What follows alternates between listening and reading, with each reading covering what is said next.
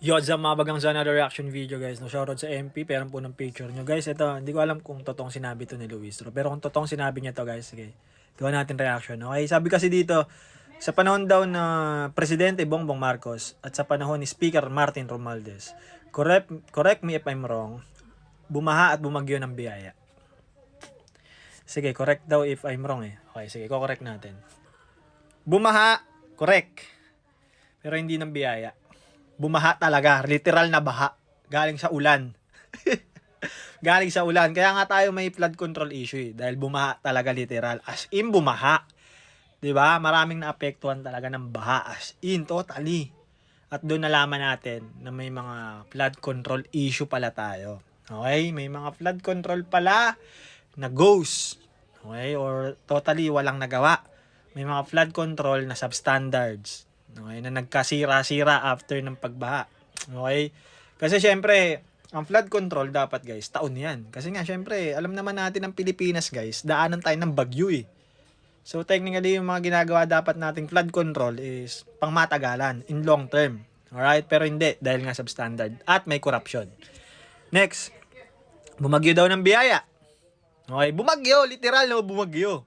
Diba? Ang daming bagyo nagdaan guys. Diba? Pero yung biyaya, hindi. Okay?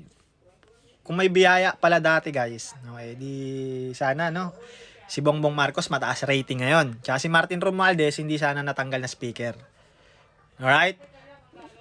Dumula ng biyaya, o sige, sabihin na natin, bago mag-eleksyon noong 2022, ay noong 2025. No, hindi ko alam guys noong 2025, sobrang daming ayuda. AIX, AKAP, ano pa ba? Ano pa ba yung mga ayuda? Basta ang dami, di ba? Ang daming ayuda.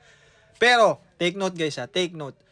Walang crisis nun. Walang crisis nun. During that time, nagkataon lang na malapit na yung eleksyon at alam naman natin kung bakit nagkaroon ng ayuda tuwing malapit na eleksyon. Pero, nakikita talaga natin na sobrang daming ayuda during that time. Kahit walang crisis, guys. Ganun kayaman, di ba? Ganun kayaman yung gobyerno. Pero ngayon, guys, na may crisis, di ba?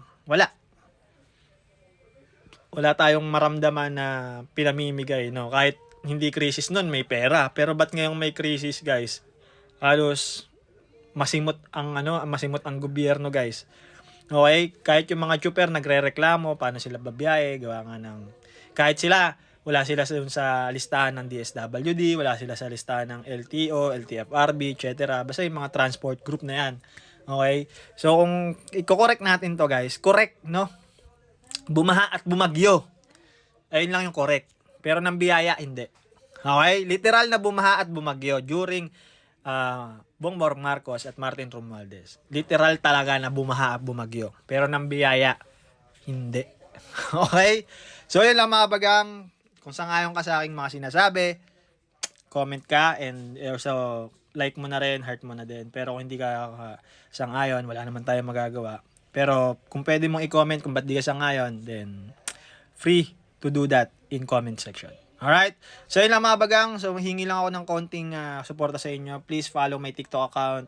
Share mo na rin tong video na to kung natuwa ka sa akin. And also, panoorin mo na rin yung iba't ibang videos ko diyan sa aking TikTok. Alright? So yun lang mga bagang. This is one and only Kabagang TV. Peace ya. Brr!